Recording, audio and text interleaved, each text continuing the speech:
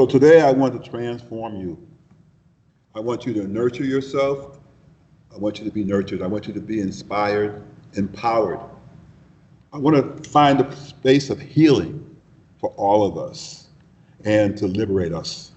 When I was back in the pandemic, I had a conversation. I used to have a podcast, and I had a conversation where I called it Raw, where I wanted to come through real, authentic, and I wanted to hopefully have some wisdom that I was sharing with the people who were watching.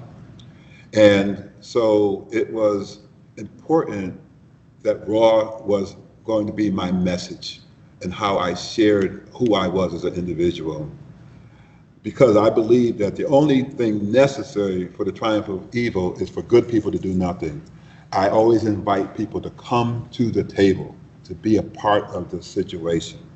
And so, again, knowledge is power.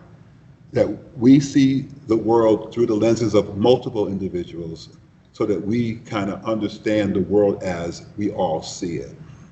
And in so many spaces, what we see is that how things are parceled out in the world are not necessarily parceled out in a way that it's beneficial to all individuals.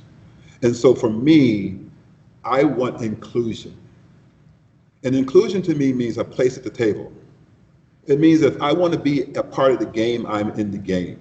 It means liberating everything so that we all have access.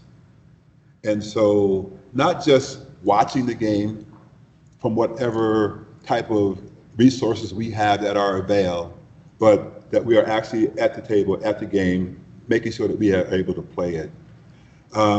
That we step outside of our comfort zone and learn and grow. That we learn how to become anti-racist in that same framework where we learn from our fear and we grow from the experiences that come from us tapping into the unknown and the things that scare us.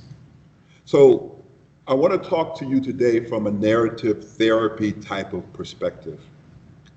And what it says is that it's a transformative and healing process of self-reflection. And so today I want to have some self-reflection with you all. And hopefully you will give me permission to do that. The problem is the problem, the person is not the problem, is a great statement.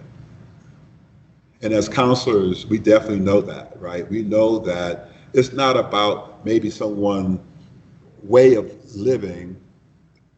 It's probably more the actions than how they think, how they feel, how they move forward.